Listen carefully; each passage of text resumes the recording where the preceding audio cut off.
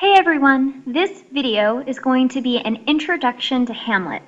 It'll just provide some very necessary background information that will help you better understand the play when we start reading it tomorrow.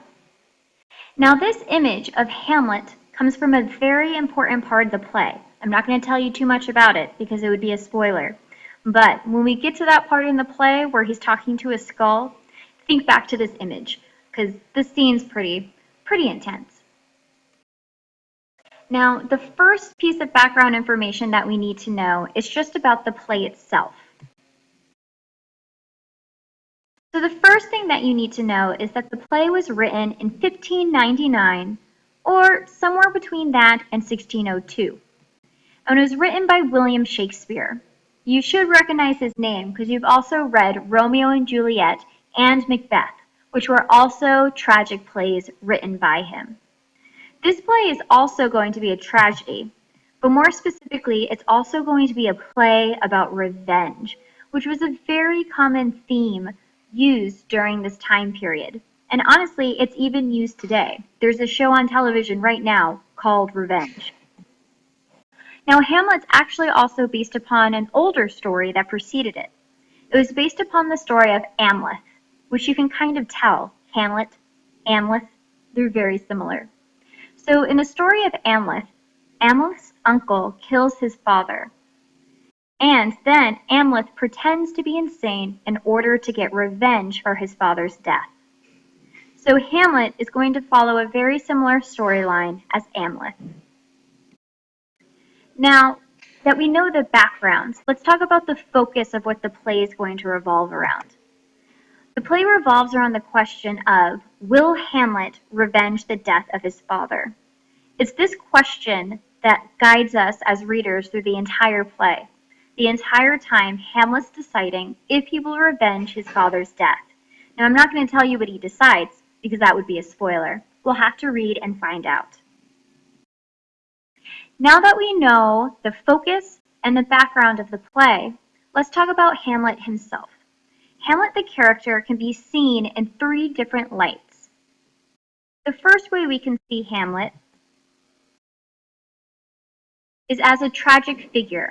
So now remember that tragic heroes or tragic figures are ultimately perfect except for one major flaw. And Hamlet's flaw is his unwillingness to act. Throughout the majority of the play, he hems and haws and wanders around, wondering what he should do about his father's murder. If Hamlet had decided earlier on what he was going to do and stuck to his decision, his end might not be as tragic as it ends up being. Another way to look at Hamlet is as a representation for the human psyche. As he's thinking about what he should do, he thinks a lot out loud, through a lot of monologues, and a lot of soliloquies.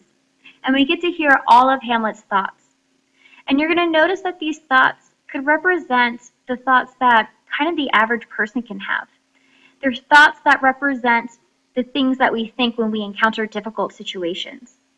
Therefore, Hamlet might represent the human psyche, which makes him very easy to identify with, because he's having thoughts that we might have had ourselves. Last but not least, we can see Hamlet as a modern individual fighting against antiquated, which means old, norms. Hamlet has to live by the rules of his parents, the rules of the royal court. And a lot of these rules he doesn't like, and he doesn't agree with, and he doesn't understand. So we can see him as a modern individual who wants to make important changes so that he can live his life the way he wants to live it. Now that we know who Hamlet is, it's important to know who the other characters are. So first, it's important to know who the ghost of King Hamlet is. Now in the very first scene, I don't want you to get confused. There are two Hamlets, the ghost of King Hamlet and Hamlet himself. King Hamlet refers to Hamlet's father, who's been murdered, and Hamlet refers to our main character. They can be easily confused, so don't confuse them, now that you know that they're two separate characters. Now the ghost of King Hamlet is Hamlet's father, who dies mysteriously.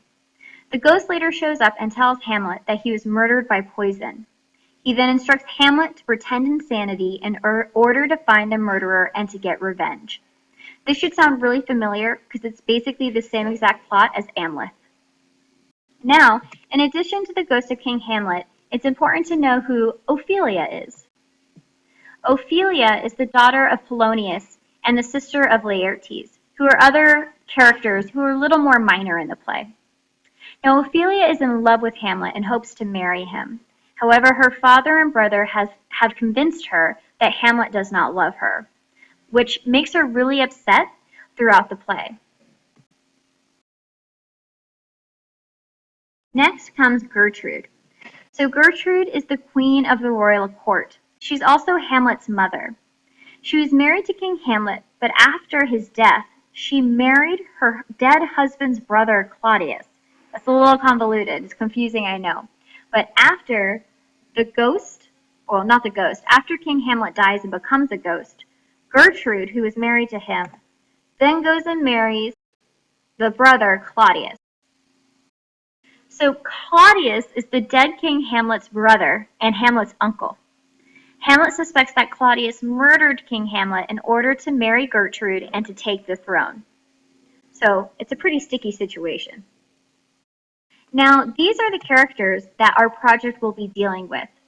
So over our 3 days of presentation, we will start with the ghost of King Hamlet charging Gertrude with murder and treason.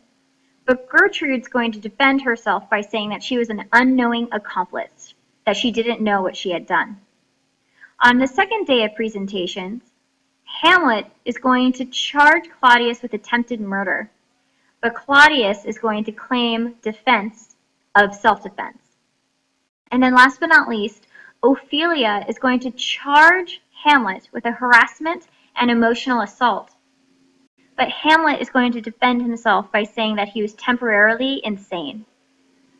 So these are the different cases that you guys will be working on, and you will gather your evidence by reading Hamlet.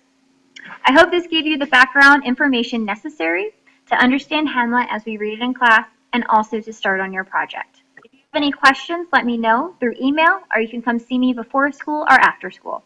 Good luck!